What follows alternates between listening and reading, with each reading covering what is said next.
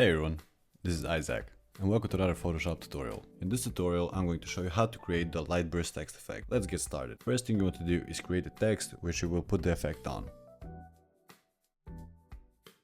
Before continuing, it's very important that your text is centered. Okay, as you can see, it's centered. I'm going to select the text, go to Effects, Blending Options.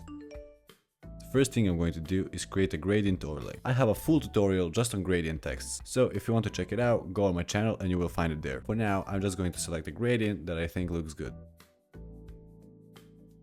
I'm going to turn on bevel and emboss. You're going to follow the same settings that I'm going to put in. Depth to around 500, size to 5, and soften to 0. We can click OK, then continue with the next steps. I'm going to select our text and press Ctrl J or Command J on Mac 3 times. Now I'm going to select the 3 layers that we just made and put the blending mode to dissolve. I'm going to right click the 3 layers and I'm going to click rasterize type. Now I'm going to merge the 3 layers by right clicking and clicking merge layers. Then I'm going to go to filters, blur, radial blur. For the amount, I'm going to put in 100. I'm going to put the blur method to zoom and quality best. I'm going to select the text and put the blending mode as linear dodge add.